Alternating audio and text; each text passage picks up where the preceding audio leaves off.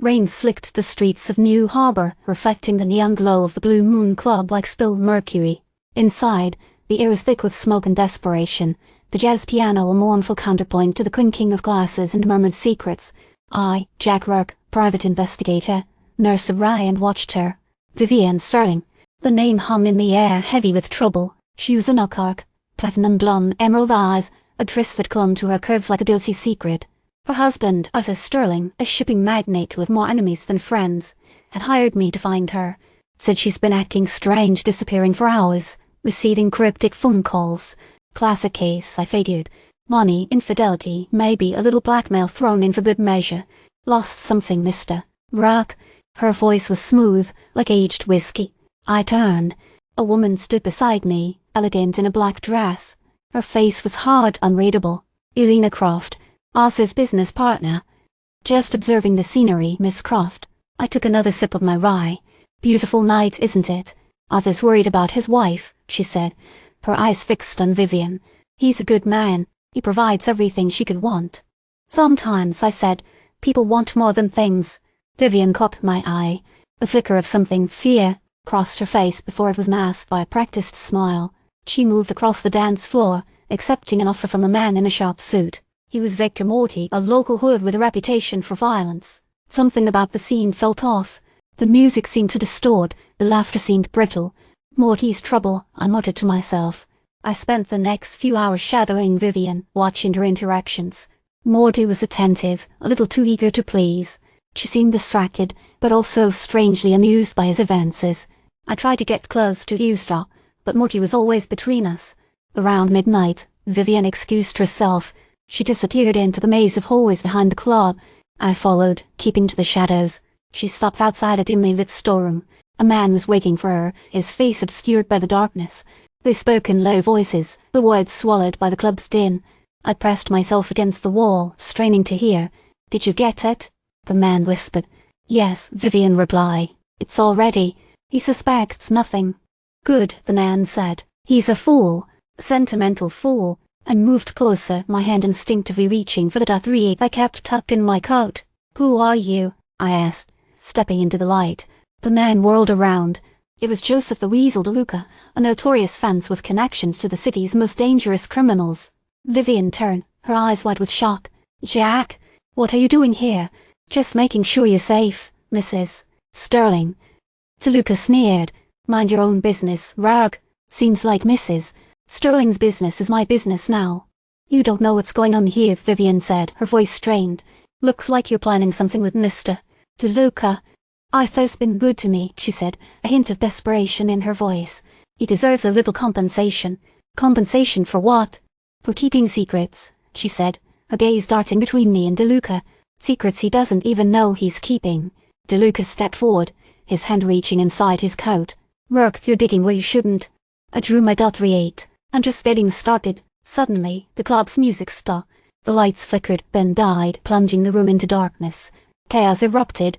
People screamed, pushing and shoving. I heard a gunshot. When the emergency lights came on, I saw Vivian slumped against the wall, a crimson stain spreading across her dress. DeLuca was gone. Arthur Sterling arrived, accompanied by 2 police officers. He looked devastated, his face ashed with grief. "What happened?" he asked, his voice trembling. "Your wife was shot, Mr. Sterling," one of the officers said. "Looks like a robbery gone wrong." Arthur shook his head. "That's not possible. She knew everyone here." I stepped forward. "I don't think it was a random act, Mr. Sterling. I think your wife was involved in something bigger." Arthur stared at me, his eyes filled with a mixture of pain and suspicion. "What are you talking about?" "I think your wife was planning to betray you," I said. "She was involved with a dangerous man, Joseph DeLuca." Arthur's face paled. "DeLuca? But why?" "She wasn't happy, Mr.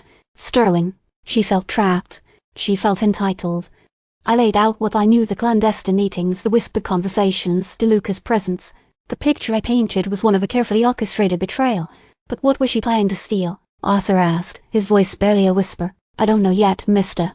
Sterling, but I suspect it has something to do with your shipping business. Something very valuable." The police began questioning the other patrons, searching for witnesses. I watched them, knowing they wouldn't find anything. Vivian had been careful, too careful. As I left the Blue Moon Club, the rain had stopped. The neon lights reflected in the puddles on the street, creating a shimmering, distorted landscape. I knew this case was far from over. Vivian's death was just the beginning. 2 days later, I received the package at my office. It was a single photograph. It showed Arthur Sterling meeting with a shadowy figure in a dimly lit alleyway. The figure's face was obscured by a hat, but I recognized the expansive suit. It was a man named Marcus Vaughan, a ruthless businessman with a reputation for exploiting vulnerable situations. I knew then that the conspiracy ran deeper than I could have imagined. Vivian's betrayal was just a pawn in a much larger game. My phone rang. It was Eleanor Croft. "Mr. Rourke," she said, her voice cold and businesslike. "I need to speak with you. There are things you don't know about Arthur, about Vivian, about all of us." "I'm listening, Miss Croft," I said. "Meet me tonight at the docks," she said. "But be careful, Mr. Rourke. Not everyone wants you to know the truth." I hung up the phone. The docks, a fitting place for a final reckoning. I knew that whatever secrets Eleanor Croft was about to reveal, they would change everything. As I made my way to the docks, I felt a sense of foreboding. The city seemed to hold its breath, waiting for the storm to break. I knew that I was walking into a trap, but I also knew that I had no choice. The truth was out there, buried beneath layers of lies and deceit, and I, Jack Rourke, private investigator, was determined to find it, no matter the cost. The docks were deserted, shrouded in mist and shadow. The only sound was the lapping of water against the pilings. Eleanor Croft stood waiting for me, a small suitcase at her feet. "You shouldn't have come, Mr. Rourke," she said, her voice flat. "I have a feeling you have a lot to tell me, Miss Croft," I said. "Arthur wasn't the only one keeping secrets," she said. "Vivian was a blackmailer. She had dirt on everyone involved in his business." "And what was she blackmailing them for?" I asked. "She discovered a deal Arthur made years ago, smuggling goods for foreign power." "And you were in on it?" "I thought I was, but Arthur found out I was getting suspicious. He had me watched.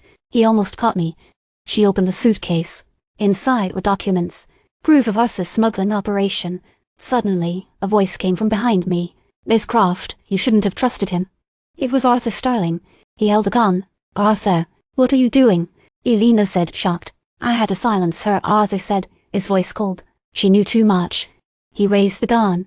I reacted instinctively, drawing my .38 and firing. Arthur staggered backward, falling into the water. Eleanor gasped. "You killed him." "He was going to kill you," I said. "I wanted to expose him, not become a casualty," she said, her voice trembling. She handed me the documents. "The truth is out there, Mr. Rourke. See that it's brought to light." As I watched her disappear into the shadows, I knew this was far from over. Arthur's death would trigger a chain reaction, unleashing a new wave of violence and betrayal. But for now, I had the truth, and I knew that I would continue to fight to protect the innocent, and to expose the darkness that lurked beneath the glittering facade of New Harbor. The rain started again, washing the city clean, but the stains of corruption would remain, a constant reminder of the price of truth. I pocketed the documents, and turned to face the stormy night, knowing the shadows were watching.